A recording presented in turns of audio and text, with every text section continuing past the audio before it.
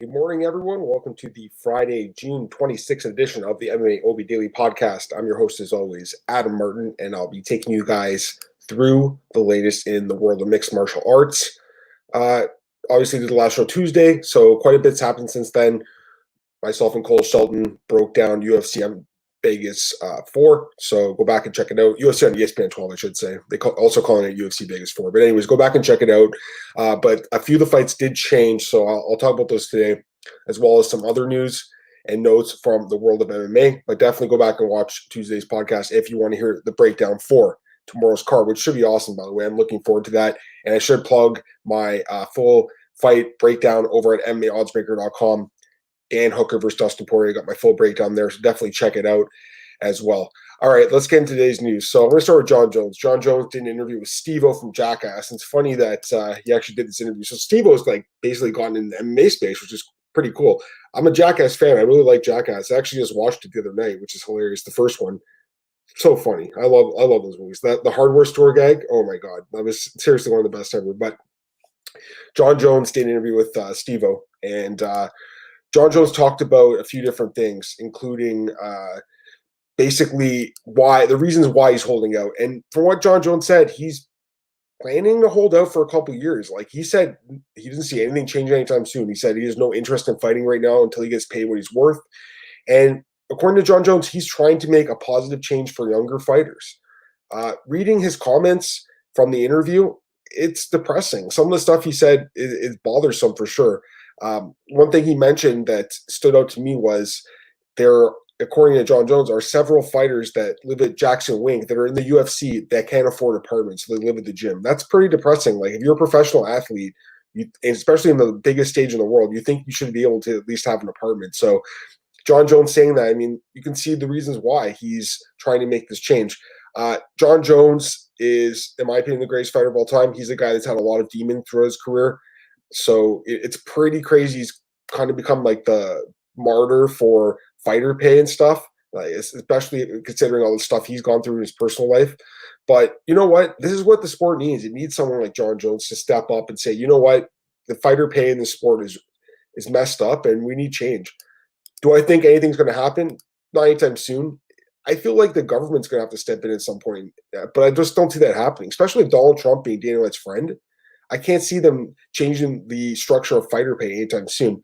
Now, having said that, there does seem to be at least a sea of change emerging with in regards to a union potentially with the fighters.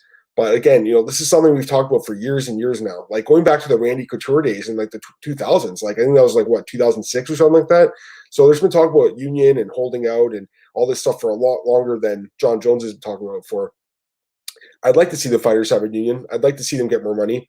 It's crazy, right? Like, look at baseball right now. Like these guys, they didn't really even agree on a deal. The commissioner just kind of like implemented the prior deal they had. But basically, like, they're still getting their split of revenue. It's not going to be as much money as they were making with fans in attendance, but they have a CBA that they agreed to. Same with the NBA and the NHL. These guys are all agreed to a deal with the league that they're going to get basically a 50-50 split. That doesn't work in the UFC. It's essentially 80-20, and that's why these guys are holding out. So Jon Jones, he says he's going to hold for a while, which sucks. If it's true, and he said already on Twitter like a month ago, he said, I'm retiring, I'm vacating the belt. Let's have Jan Blachowicz and Dominic Reyes fight for the belt. If this is true, I mean, at this point, like they might as well take the belt from him, and I love Jon Jones, like as a fighter, I think he should be the champ. I'd like to see him fight again, but if he doesn't plan on fighting, then it's maybe time to take the belt away from him for now. And whenever he does come back, he can fight for the belt or move up to heavyweight and fight for that belt, quite frankly. But the rest of the guys in this division, like Reyes and Yan, I think even Jon would admit right now, these guys are just kind of holding out for hope that Jon's going to return, and it probably won't be happening anytime soon. So maybe it's time to take the belt from him, or he can vacate it himself, I guess. I thought he already did. I mean, basically said that. It's funny, right? Like, when Jon Jones said he's vacating the belt, Dana White basically said, I'm going to talk to him about this. When Conor McGregor said he's retiring, Dana White said, yeah, okay, he's retired, but they didn't take him on the rankings. But when a guy like Henry Cejudo retired, they took him on immediately. So it's like the UFC definitely plays favorites. We already knew that, though. So, Jon Jones, hopefully he comes back. I want to see him fight again. But based on his comments to Steve-O, doesn't seem like it's going to happen anytime soon. On the flip side, Jorge Masvidal, another guy at First Round Management, he says he will return in 2020. He did an interview or like a Q&A on his YouTube channel, and Jorge Masvidal says he's going to return the Octagon in 2020. So, at this point, Masvidal basically had a title shot in his hands. He could have fought Kamaru Usman for whatever the contract was the UFC offered him. We've heard different reports, but from the last report we heard from Ariel, basically the UFC gave him the same amount of money, or offered him the same amount of money that he fought Nate Diaz for, and Masvidal wanted to raise on that. Dana White obviously said, you know what, we already had a contract with this guy. He's not getting the raise, especially now with no fans in attendance. That's the problem right now. There's no fans right now. So it's very hard to kind of argue the fighter pay thing at this moment. I don't blame these guys for doing it. I respect the hell of them for sticking to their guns and holding out. But at the same time, from the UFC's point of view, this is kind of the wrong time to do this, I think. So I can't see the UFC giving these guys more money anytime soon. So you will see more guys, I think, hold out, like Jones, like Masvidal. But the majority of fighters on the roster will take what the UFC gives them. Like Gilbert Burns, Masvidal's out there saying now that Burns took a lesser deal to fight Usman, and Burns is saying that's not true. Who knows what the truth is there? We don't really know the numbers. That's another thing I think that really should change with the sport. I'd like to see all the numbers get out there. Like you look at baseball, you get to see the guy's contract. You get to see every bonus he makes in his deal. We don't get that at the UFC.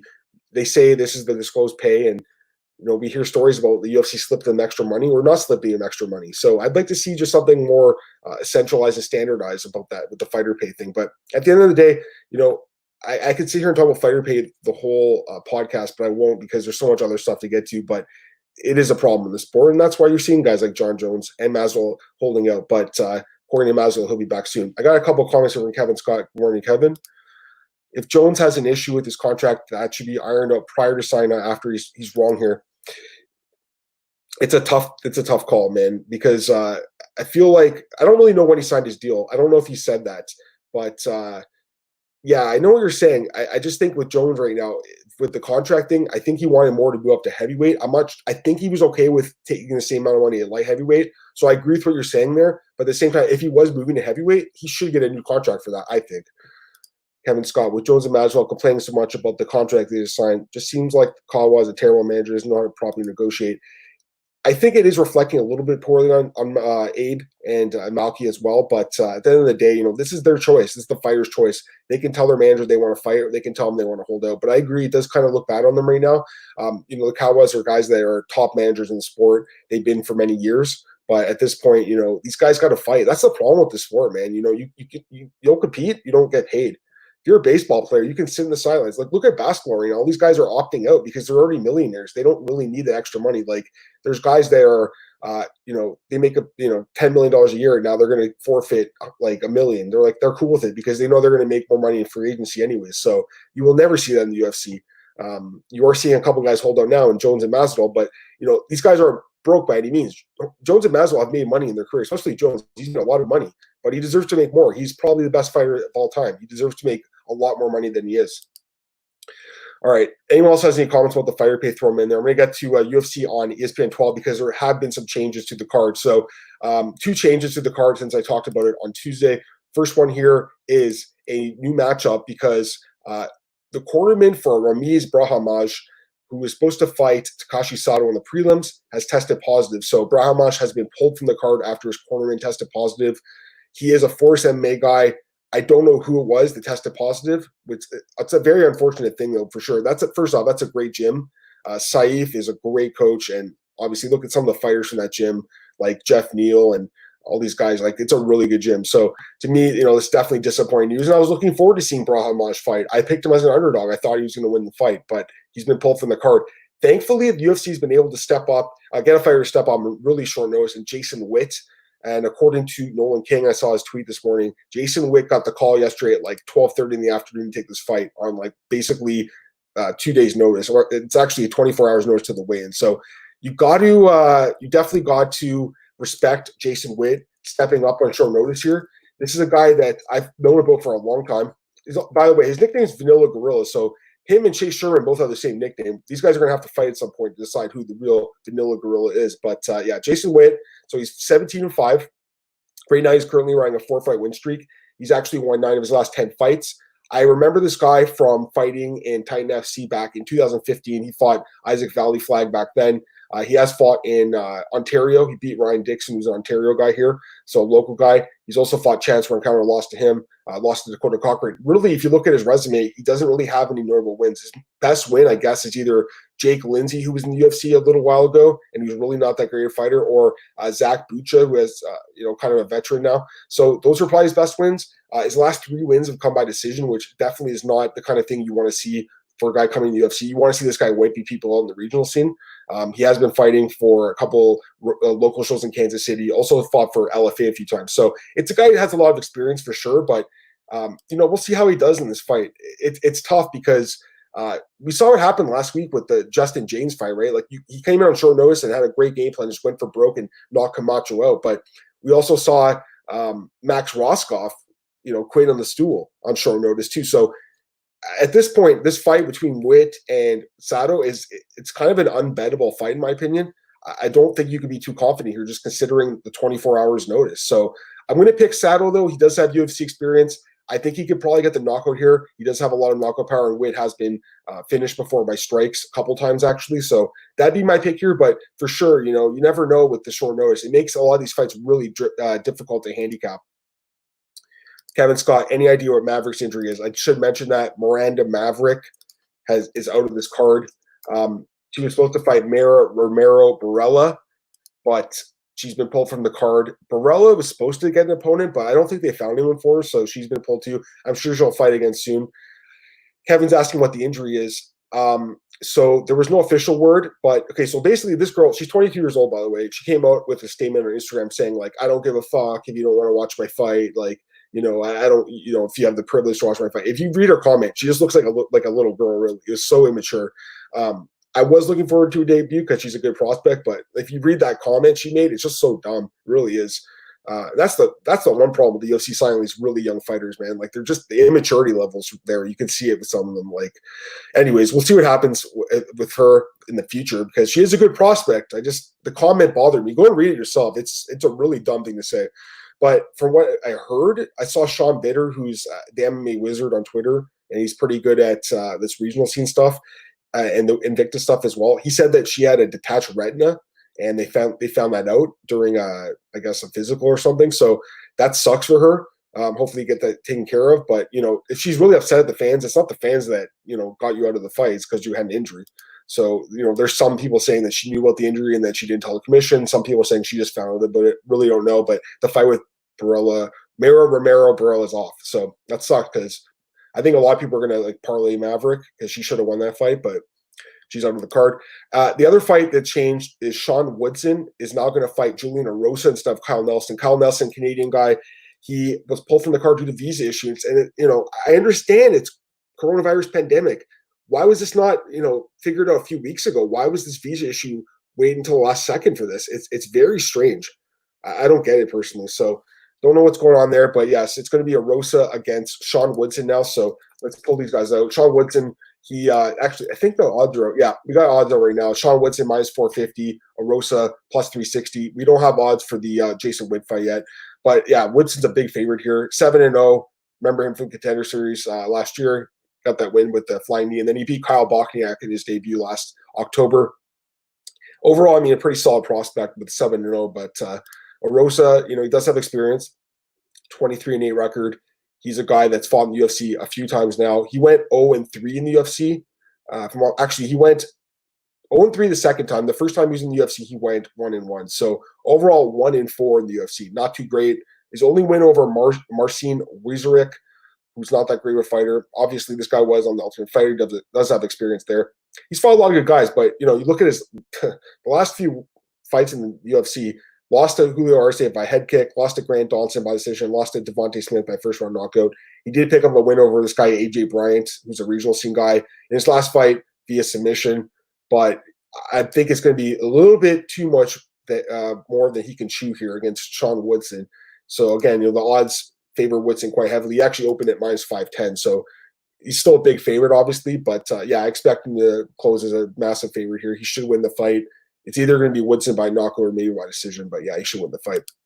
Let me get to some comments here. Masio, not easy to make bets before the scale. No, I agree with that completely. You know, I think the smart bettors do wait to see the weigh-ins and see what happens there. So Kevin Scott agrees with that. Betting before the scale is always dangerous, especially with betting parlays. Always put you in danger of one leg dropping out, being stuck with a dumb ticket. Dude, so true. I remember the guy last week was talking about the Jordan Griffin fight or whatever, and that wasn't his fault. I think it was Masio. I'm not sure. And the fight with Merab as well. So I don't know what happened. I'm assuming he got his money back, but you know, that's the kind of thing you don't want your money tied up with something that's dead. Let's see here. David's talking about the contract thing. UFC usually will say we can renegotiate after a fight view. Well, they do say that, they will renegotiate, but right now I don't think they are, just because revenues are down. Pavlo says so. Only 10 fights on this card. I believe that's correct. Let me just double check, but I think it is. I think you're right on that one. Again, the Maverick fight dropped off right now, according to Tapology. 10 fights, and that's 10 fights. So yes. At the moment, 10 fights, but prelims or the weigh-in's starting soon. You never know what's going to happen. Someone might fall off. A lot of these fights, again, really short notice, guys. A lot of these fighters didn't get that much time to train and to cut the weight. So, I hate to say it, but we've seen the last few cards, at least like one fighter's missed weight for most of these cards since the pandemic started. So I would assume at least one fighter misses weight in this card, but hopefully the fights all stay together. But yeah, I think the one fight that I'm worried about a little bit is the Frey and Hansen fight, because it was a really short notice fight. And also Jason Witt, I think. I mean, I'm surprised that fight's actually 170. I'm surprised they didn't give him like a 5-pound catch weight allowance, considering he took it on like 1 day notice, right? It's pretty nuts. Anyways, throw any more comments in there, guys, about anything you want to talk about. Speaking about COVID-19, again, Ramiz Brahimaj's corner's been pulled. Fight Island, okay, so actually, we have the article over at BJ Penn. There's a really good graphic the ESPN released explaining the coronavirus testing protocol for Fight Island. It's very good. I think UFC's doing a good job with this, honestly. I've seen some people saying they're not doing enough tests. If you look at the graphic, any fighter, cornerman, UFC staff member, including Dana White, anyone involved with Fight Island will take 5 tests between flying to Fight Island and going back home. 5 tests. That's a lot of tests. And some people are saying that's not enough tests. I think that's pretty fair. 5 tests. So that's a lot. First off, that costs a lot of money. But UFC, this is what they make a lot of money for. They can do this kind of thing. So thankfully, they're allowed to do these tests for these guys, and these guys are going to take their tests. So if you look at the graphic, it's basically like they take a test. Let me just pull the graphic out here. Maybe Mark Raimondi at ESPN had the graphic. Let me pull it out here. It's pretty interesting. Like, I think the UFC is doing a good job personally. I most of the people are critical of them right now, and fair enough. They are operating at a time where some of the other sports leagues are not. But I think that they are doing a pretty solid job as far as the coronavirus testing protocol goes. Thing is just really slow to load here, guys. What's going on here? All right. Well, anyways, like I said, 5 tests. Can't get it to load. Twitter's not loading for me. Basically 5 tests. So they're going to take a test when they get to the airport. First off, that's the first test. I don't know why it's not loading. First test is at the airport. Second test, they're at the wait, and then there's another test when they get there. They wait 24 hours or whatever, 48 hours, take another test. Before the fight, there's another test, and then after the fight, there's another test. So 5 tests. It's pretty nuts, but I think that it's fair. I think that they want to be as safe as they can. And you are seeing some guys test positive. Obviously, a couple cornermen, Billy Corntello. I don't know who the cornerman was for Ramiz Brahimaj. And then, of course, you had Jacques Ray back in April, or May, I should say, test positive. So there's been a few positive tests, but that's a good thing in some ways. Now, you know what? If you compare it to other sports, look at the NFL right now. Look at NBA. Look at NHL. There's a ton of guys. MLB. There's a lot of guys testing positive right now. So it's not a UFC thing. A lot of guys are testing positive. They're not even playing. So, the UFC actually, I think overall, has did pretty good when it comes to the testing, because they've only had a few positive tests out of all the people that have tested positive, or that have had tests in general. So I think they did really well there. I don't know why my Twitter's not loading. That's weird. All right. Well, anyways, I'll get to the next point here. Anthony Smith, he's come out. He's talked about Max Rohskopf, and Anthony Smith said he's not a quitter. And it's funny, Anthony Smith's talking a lot right now, isn't he, guys? Like, I don't know what's going on with Anthony Smith. I feel like he's become really unlikable. So as far as this goes, I mean, fair enough. He wants to protect the young fighter. That's fine. But a lot of the stuff he's been saying lately is just stuff I personally don't agree with. As far as this guy Max Rohskopf goes, there's been a lot of talk about him all week. I've heard a lot of different opinions. You guys know how I feel about it. I do think he quit in the stool.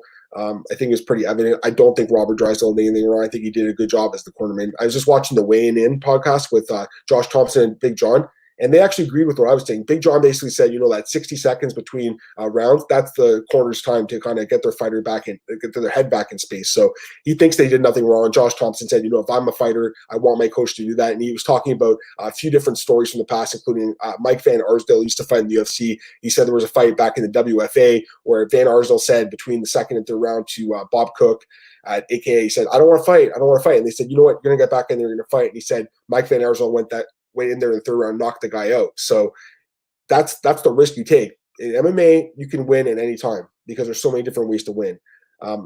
Anyways, we talked about this fight enough. I don't want to talk about Max Rohskopf, but as far as Anthony Smith goes, it's just, I feel like he's talking a lot right now. And the one thing he's never said was my corner should have stopped the fight. That's the one guy he's never talked about. Mark Montoya, even though I think all of us agree that fight with Glover should have been stopped way sooner than it wasn't. Go to some comments here. Masio, can Frey KO just with techniques? I think I picked her to win. I picked Frey to win just because of the experience. Hanson's so young too, 20 years old. I don't know. I feel like, maybe she's going to be good. She looks like a good prospect, but first off, 6-3 record. That's not a great record. So, I know you can't just look by records in MMA, but to me, 6-3 as a 20-year-old fighter, that looks like to me a fighter that should be probably using a little bit more seasoning. I'm just not a fan of 20-year-olds fighting in the UFC. I just don't think it's a good idea. Usually it doesn't end too well. Against Sage Northcutt, Paige Van Zandt, these fighters never lived up to their potential. Occasionally you will see a guy like Max Holloway come in. He lost his first fight to Dustin Poirier, and he did really well after that, obviously becoming a champ. That's kind of a rarity. Now, I think generally, a guy like Dan Lozon, Joe Lozon's brother, he didn't do very well. A guy like Jake Matthews did okay, but I don't think ever made all the potential he had in the octagon. So it's kind of a tough call, but personally, I don't like 20-year-olds in the octagon. I'm going to take Frey in this fight, but it's not a confident pick by any means. I just don't like betting on 20-year-old fighters. Kevin Scott, Frey's tiny. Curious to see how she looks against competition at 115. She is 5'3". Again, I think that if you look at the actual stats like height and reach, Frey matches up well, but again, Kevin Scott makes a good point. Very thin frame. She is smaller than Hansen, as far as that size goes. So interesting fight. Most people are picking Hansen. We'll look at the odds right now. It's minus 165, but again, I think it's a pretty competitive fight. Well, these fights are pretty close in the prelims here. All right, a couple other things I want to talk about here. Sean O'Malley and Marlon Vera, they've basically verbally agreed to fight. So I think it's a fight. I actually mentioned this fight, I believe. As soon as Sean O'Malley beat Eddie Wineland, there was a fight I mentioned, but also John Dodson. And then we recently saw John Dodson say he's signed a fight deal. He hasn't announced his next fight. I thought that could have been the fight, but it looks like Marlon Vera and O'Malley want each other, and I think that's a great fight. O'Malley actually took Vera's spot in the rankings, so it'd be basically the guy at 15 and O'Malley taking him the 16th ranked guy in Vera. Song Yadong is a guy they probably should be calling out because he's a step above right now, even though he probably doesn't deserve to be. I thought he lost his last fight against Vera, and also I thought he lost the Stamen fight too. But yeah, I think it'd be a good fight. Sean O'Malley, he's still pretty young, and I think they should keep him busy. So, a guy like Marlon Vera is a sensible step up, I think, from Eddie Wineland in his last fight. So I'd like to see this matchup. Pavlo says this. The girls and Carol fighting, they're just there to make normal and make money outside the UFC. I don't know. I'm not sure what to say, but I think you're talking about Hansen. I don't know. We'll see what happens. We'll see if she's UFC caliber. I understand the UFC matchmakers are under kind of stress right now because they have to find fighters on short notice. But I feel like and I'm not saying Hansen is one of them, but I feel like there's a lot of fighters now on the roster. They're not really UFC caliber, including Max Rohskopf. That guy's not a UFC caliber fighter. This is the UFC, man. And I was thinking about this all week. This is the big leagues. There's been way too many excuses made lately about these fighters coming in and they're not ready. And they'll get better over time. A guy like Max Rohskopf, to show that quit in his first fight, will he really get better? I don't know. It's hard to say, right? I just feel like there's a lot of people right now making their debuts that are not ready for the octagon. This is the big leagues, man. This is the best MMA promotion in the world, Go find the regional scene for a while. That's what it's there for. Again, I understand UFC, right now they have to find people to fight. I get that. But at the same time, if you look at the roster, there's a lot of fighters that can be cut right now, and the UFC wouldn't miss a beat. So In my opinion, they're going to have to go, especially after this coronavirus pandemic, hopefully ends in a few months. I mean, I don't even know what's going to end, but hopefully when things get back to normal, the UFC matchmakers go through and start cutting guys. And I think they will, because I should mention this Contender Series is coming back in August. They're going to sign a bunch of fighters from Contender Series. So they're going to need to make more room in the roster. We saw last summer when they signed a bunch of guys off Contender Series, they cut a bunch of people too. So to me, there's just too many fighters on the roster right now. I'd like to see the UFC go to a smaller roster. I understand they have a lot of shows. I get it, but I don't know, man. Pablo, why UFC is number 4 at 135 rankings? I think there was a tie in the voting. The UFC rankings are garbage anyways. You guys saw me go on my rant on Tuesday. So actually, that's a really good idea thing to talk about, but I quickly want to get to Kevin's thing. Hansen only 6-3 at 20. Frey's 35-9-4. Experience pretty comparable, if you ask me. You're right, but again, Frey is a champ. She's fought better competition, in my opinion. You're right. As far as the amount of fights go, it's pretty similar, but I don't know. I just 6-3 record is not UFC caliber to me. Really? Like, again, I know it's not just about wins and losses in the sport, but 6-3 at 20 years old, this girl could use some more experience, in my opinion. But we'll see. Maybe she really is that good. Everyone's saying she's good. We'll see. Pavlo, number 2, number 14. Yeah, Burgos. Actually, Burgos, man, he went off on the rankings the other day. He's not upset. He's not happy about them. Oh, I'll get to Eduardo's question in a second. Thanks, Eduardo. Yeah, but I want to talk about the rankings really quickly because, again, I went on my rant on, I think it was Tuesday, right? So not happy about it. So basically, we found a little bit more information. Eric Colwell, who it's my MMA news guy, he posted that picture of the rankings brief, basically saying, suggesting some notes like if Burgos loses, drop him out of the rankings. If Emmett loses, drop him out of the rankings. Put Bryce Mitchell. And you guys heard me. I freaked out about it because it was bullshit. I still think it's bullshit, but Eric said that the UFC said this to us. So all of us thought, based on this tweet, this was the UFC like matchmakers or someone executive there saying, suggesting, hey, this is what we should do. But he later clarified. And he should have said this from the beginning, honestly. No disrespect to Eric. I think it was good that he actually released this because no one else has talked about it. But to me, it was kind of misleading in a way because it later came out that this person was not from the UFC. It was actually a third party, basically a buffer between the rankings voters and the UFC itself. And this person has been revealed to be Kirik Jenis from the underground. And Kirik's been around the game a long time. He's actually fought a few times back in the early days in the 2000s. It's a guy that I actually do respect because he's been around the game for so long. He's been around much longer than me. He's been around for 20 years. So it's a guy that definitely knows the sport. At the same time, though, I didn't agree with the stuff he was saying about Bryce Mitchell jumping in the rankings and bumping Burgos out. So to me, if that's the kind of stuff that he's suggesting, and again, he said he did an interview with Bloody Elbow, and he basically said that, yes, I am the one sending this, but, it's up to the voters to actually use the information to their disposal or not. I don't like this. I don't like there's a suggestion at all. I don't like the UFC rankings. I think they're garbage. You look at who's on the rankings panel, it's not great.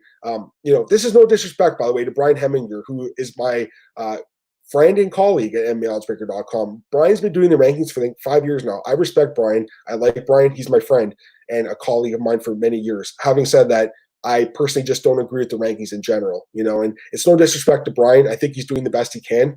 I don't always agree with his rankings, but, at least Brian's someone that's somewhat noticeable in the MMA sphere. If you look at a lot of the people in the rankings panel, I haven't heard of them. I've been doing this for 10 years. I don't even know half the people. So there's a huge problem with the rankings. And Kevin says, can we all agree the rankings are meaningless and ignore them as a group? They are garbage. They are meaningless, but they aren't meaningless at the same time. You look at Shane Burgos, what he talked about with Mike Heck. Go read what he said. Basically, and the same thing with Jeff Neal. Jeff Neal just did that interview with James the other day. I'll talk about James in a minute too. But that interview that he did, basically said that guys are using the rankings to justify taking matchups or not taking them. So as much as we hate the rankings and think they don't matter in our heads, they actually do matter when it comes to making fights and stuff like that. So I think there needs to be a change with the rankings. I personally would abolish them, and I would have the UFC matchmakers come out with their own rankings. That's the rankings that matter. It's Sean Shelby and Mick Maynard's. It's not some guy that I've never heard of from some random radio station in Hawaii, because someone is doing that. So yeah, let me get to Eduardo's comment here. Eduardo Flores, what do you think about Gon versus Pavlovich? I hate it because both are promising prospects and division needs them. I agree with that. I was surprised by they did this matchup. Gon was supposed to fight Shamil Abdurrahimov, which made a lot more sense in my opinion. But at the same time, there's not too many guys that are ranked right now that are free to fight. So UFC just needed to have someone to fight. Gone, and Pavlich was the guy. With Pavlich, obviously he has some knockout power. We've seen that. But he also fought Overeem in his debut and he lost. So he's already had the experience of having a loss. I don't think it's a big deal if he loses again here. I don't think the UFC's super high on him. I think they're high on Gone. I think Gone wins this fight. Eduardo Flores. With UFC being back since May, getting a fight island and fights booked till August, does this show the UFC is top dog in MMA and other organizations are behind them? 100%. You know, I was thinking about this yesterday. Like, Bellator has almost become like an afterthought. Like, no one even talks about Bellator anymore, right? PFL is another thing. They've already announced that they're coming back next year. But, like, Bellator, guys, what happened to Bellator? Like, all the momentum they had has gone away. And it's unfortunate. I mean, here's the thing. UFC is the best promotion in the world, no doubt about it. They have the best fighters for the most part. They put on the best show. Having said that, it's always good to have other options for the fighters. A promotion like Bellator is great because it gives options to the other fighters. So I'd like to see Bellator make an announcement of their comeback, but they were supposed to come back in July. It doesn't look like that's going to happen. I'm thinking maybe September, October at this point. Kevin Scott, they're going to be rankings. Everything beyond top 5 is useless. Rank top 5 should the matchmaking a little easier. I agree with that too. I was surprised when they first came with them, they did top 15 instead of top 10. I think top 10 made more sense. I don't know why they did top 15, but I'm with you, man. The rankings, it's just bad now because you have guys ducking each other. I can't. Someone was saying they should have abolished the rankings the other day. I can't remember who it was, but there's UFC fighters now saying, you know, these rankings are dumb and we don't need them. And I agree. I've never been a fan of them. I also think that if you're a media member, I personally believe that you should not be doing the rankings because you can affect a guy's life. You can affect their career. You can affect their earnings. And that's something that I personally feel like is an ethical question. I wouldn't want to do it. Pavlo, Bellator's back in the middle of July. Are they? I don't know. Like, they say they are, but let's take a look. Bellator events. That's what Scott Coker was saying, but have they actually announced? Let's see here. Bellator. Well, no, man. I'm looking at their schedule. They don't have anything scheduled till the October card with Quealy and Fredre. That's it. So they don't have a fight schedule right now. They said they're going back in July, but I don't know. And there's a lot of fights they need to start putting on. I think if you're Bellator, you're going to have to do at least one fight a week, if not two. Maybe do Friday and Saturday at the same venue, which they've done many times, obviously. I'll be honest, like I do like Bellator, but I feel like they've lost a lot of momentum. Pablo, I saw a Bellator fighter said he's going to fight July 7th. Do you mind just like finding out who that fighter was and maybe sending me the link to the tweet or something? I'd like to see that. Although I actually have heard that obviously that they wanted to come back in July. I just haven't heard anything since then. Zero, what's going on, man? The UFC is like Trump. They don't believe in the fake virus. Chinese is the vaccine. Conspiracy, I don't know what he's talking about there. But he says, as Bellator rising and one should be shaming themselves, bringing a fight sport, they're cowards. One just announced they're coming back. I think it's in August. So they're coming back. Ryzen, I'm not sure what's going on there. Bellator, yeah, I don't know what's going on with them. You know, they're just trying to be safe, I guess, man. Pablo says Miles Jury said that. Okay, well, that's good to know. But again, they haven't made an official announcement, so hopefully it does come back. Hopefully they do come back soon. I know Miles Jury has that, YouTube account where he talks about a lot of stuff. Anyways, throw some more comments in there, guys. I'll keep getting to them. I got a couple more pieces of news here. Little Nog's going to retire after the Shogun fight in Fight Island in July, so that'll be the end of his career. And Little Nog, I don't think he's going to be a Hall of Famer. His brother, Big Nog, I think is a Hall of Famer. Little Nog, I don't think so, but still a great career, 23-9 record. I was looking at his resume last night when I was doing the article. He actually has some amazing wins. He has 2 wins over Alistair Overeem. He has a win over Dan Henderson. He has a win over Kazushi Sakuraba. He has a win over Rashad Evans. He has a win over Tito Ortiz. So that's like 5 Hall of Famers. That's incredible. So he's got some great wins in his career. I just feel like he was never a champ. He had some great wins, again, but never a champion and never really lived up to what his brother accomplished in the heavyweight division. So I think, you talk about the Hall of Very Good. I think Little Nog's there, but at this point, age 44, he just turned 44. He's one of the oldest guys in the UFC. Anderson is the oldest right now at 45. Little Nog second oldest, but this will be the last fight of his career. I was at his last fight in Brazil last May when he fought Ryan Spann. He got knocked out in 2 minutes and 7 seconds, and I thought that was going to be it for him. He wants to fight again. The Shogun fight, it's a longtime rival. It should be a good fight. I mean, we've seen the fight twice already. Shogun did win both fights, but they were both pretty exciting fights. The last one fight of the night in the UFC in 2015, and the other fight in 2005 in Pride. Shogun won both by decision. Third fight should be interesting, although, again, at age 44, you have to wonder how much Little Nog actually have left in the tank at this point. Pablo says, John Fitch says, Bellator is back in fly. I'm glad to hear that. If that's the case, I'm glad to hear that. Kevin Scott, DAZN doesn't have any programming and tried to ask me to sign for another year. They have soccer, I think, right now, right? I think that's it. I saw there's a bar by my house, and they had the thing like DAZN's back or something. I was like, oh, DAZN, I completely forgot with that. I actually stopped subscribing to them, I think, like last year. When I worked for Sherdog, they actually helped pay for our subscriptions, but once I left, I was like, I don't want to buy this anymore because, Bellator is cool, but there's like, what, one show a month? I mean, it's not really worth the money. I don't watch soccer or anything. Kenshiro Ryzen, one TV deal from bankruptcy and one FC hedging on $363 million investor debts while Mr. Chatri runs around giving speeches on how great smart he is. There's a lot of controversy involving one championship in Chatri, that's for sure. I don't know if I trust everything he says. All right, a couple other things here. Skelly had this fight. There was a no contest now against Bobby Moffett. So basically, it was a super controversial fight. Bobby Moffett got I think it was a Bravo choke, but Skelly never tapped out and never verbally submitted. And almost 2 years later, the fight was actually overturned. So good for Chas. He basically said that, he's never been submitted before. And he didn't want that in his resume. So good for him, man. I'm glad to hear that for Skelly. He's, by the way, is coming off a win in his last fight over Jordan Griffin. I'd like to see him fight again. Chas is a pretty good guy. And the other thing I had here was UFC Dublin's been officially postponed. Again, we already knew about this, but it's been officially postponed. That was supposed to take place in August 15th. With a main event between Robert Whitaker and Darren Till. Thankfully, that fight has been salvaged, and that fight is going to take place on Fight Island on July 25th. And August 15th now, instead of being in Dublin, will be at the UFC Apex, headlined by the trilogy fight between Daniel Cormier and Stipe Miocic, even though Stipe doesn't want to fight in the small cage. He wants the big cage, but that's not going to change because the UFC cannot build another cage in the Apex. Kevin, we're going to mention what James' score was. Let me get that right now. So James got let go from the score. I'm mentioning this because James, he's a friend of mine. I've known James for a long time, man. I mean, he was one of the first guys I really met in this business. We've been friends for, 8 or 9 years now, I think. So I respect James. He does a great job, obviously. When he told me a couple of days ago, I was surprised. He obviously broke the news yesterday publicly. I was surprised, but at the same time, this is a really tough business. I've been around this business for a long time. I actually worked at the score myself back in 2011 to 2012. It was the first job I had in this business, and after a year working there, they got bought out by Sportsnet, and I got let go. I was one of the people that got let go. So I remember I was just out of school, my first job in the business, and dude, I loved it. I worked with Aaron Bronstetter. Aaron was the guy who hired me originally, so Aaron's been a friend of mine for that long as well. I worked with Morrow there, a couple other people, but it was crazy. The amount of talent we had there was pretty nuts, actually. When you think about it, I was there, Aaron was there, Morrow was there, Robin Black was there. Robin's a great guy too. Robin actually was going at it with Luke Thomas this week. I don't know if you guys saw that. That was pretty funny. But Robin's a great guy, though, seriously, one of the best guys. And James was also there as well. So they've had some incredible talent going through the score over the years. Alex Lee as well, and they have Nick now. As far as him, getting let go, I was surprised. I know that they had promised him going to more events and stuff like that, that those promises were not really met recently. He was going to a lot of events when he first started there, but I'm going to try getting James on soon. I tried to get him on today, but he wasn't able to come on. He's kind of busy right now.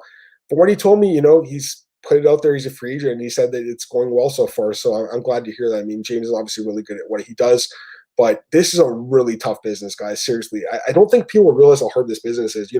As much as it's tough for the fighters, and I'm always one of those people saying, these fighters are do be paid more money.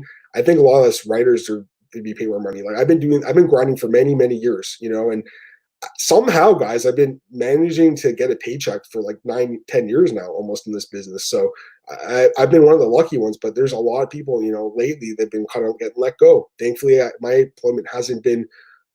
I haven't been let go. Obviously, with the pandemic, it's not as lucrative as it was, maybe last year or something like that. But I'm just thankful I have employment. MMAOB.com, Nick, and BJPen.com, MMA on that. These websites have, treated me well over the years. So I'm happy to be with them. But it is a tough business, tough industry. Hopefully, James Lanson's feet. He will. But it's crazy how much free agent talent's out there right now. You got James, you got Chuck Mendenhall, who I think is the best, probably long form writer in the game.